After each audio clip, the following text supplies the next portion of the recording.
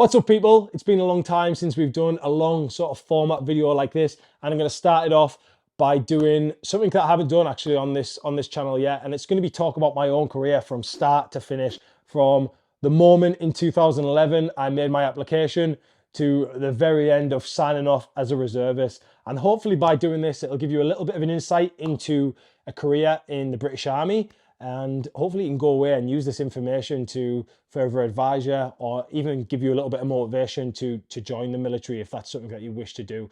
So we're going to do it in little segments. So I'm not going to talk for 50 minutes about my whole career now because you'll probably just fall asleep. But I'm going to talk about my selection process, and I'm going to talk about my first 14 weeks basic training. So let's get into it. So for me, guys, it started back in 2011. I didn't join the army till 18, so I was a little bit of a late bloomer. And I'm sure a lot of you are going to be able to relate to this. I struggled in school, not because I was thick or stupid or whatever, just because I couldn't be bothered. I didn't really pass many of my GCSEs. I managed to get 4. And then I went on to college to do sport. And even though it was something that I'm passionate about and I enjoyed, I just couldn't be bothered to go there on a daily basis and learn about these different things. So ultimately, I made the decision to join the British Army. My dad was in the army. One of my friends was currently in AFC Harrogate, the Army Foundation College. So I thought it'd be a good idea. I was 18 years old and I applied to join the Rifles. Went into the careers office, talked about it a little bit, and he sort of pushed me into going into the Rifles, which is something that I didn't even know what the bloody Rifles was. I'm sure a lot of you can relate to this as well. Sometimes you get pushed into things that you don't want to do. After getting a little bit of advice from a friend that was currently serving, I ended up changing my role to the Royal Artillery and had aspirations of joining 7th Parachute Regiment Royal Horse Artillery.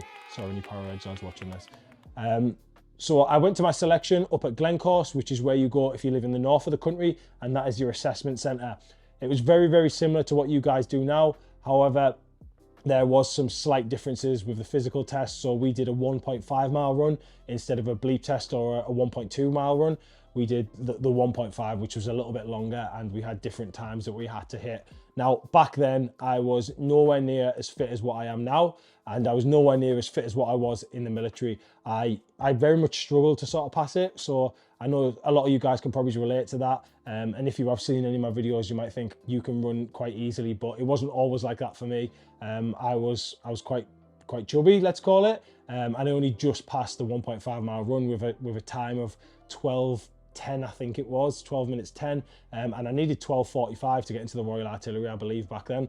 So I only just got it by the skin of my teeth, and ultimately ended up passing and getting my start date to join in August 2011, and I had to attend ATR Purbright, which is Army Training Regiment Purbright, which is down it's south somewhere. I can't remember off the top of my head. So let's talk a little bit about Purbright. So Purbright, basic training, 14 weeks. Now, when I first turned up, guys, like a lot of you guys will do as well, is go down on the train. I had all my bloody bags. I had my bloody ironing board, my iron, all that sort of stuff. And I felt like a right tit getting lost in London Underground, and turned up on the day, nervous as out, shaking like a shitting dog, not sure what to bloody do, how to speak to people or anything like that. And the first thing that I noticed was the discipline.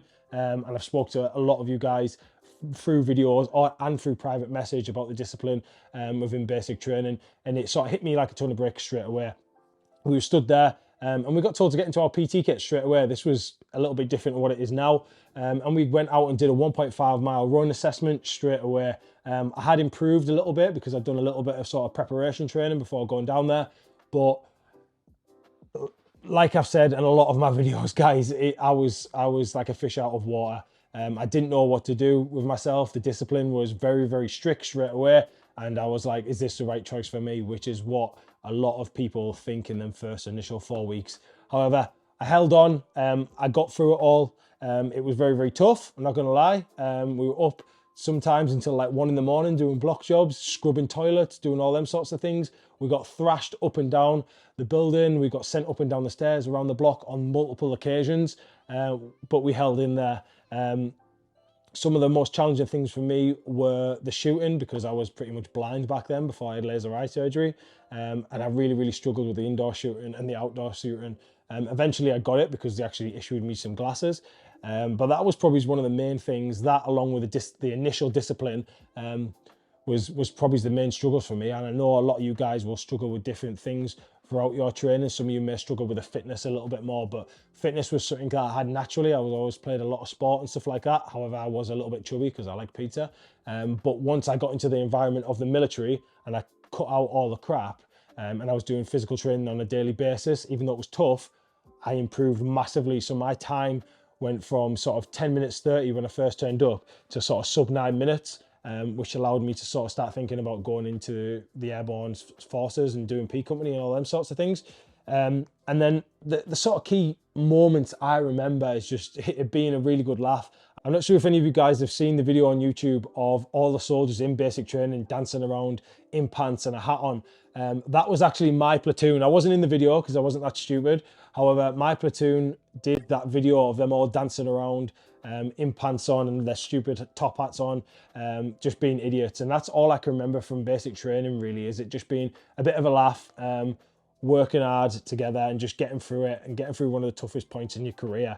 And then the ultimate sort of glory was at the end when we got to the pass out parade, which you train quite hard for.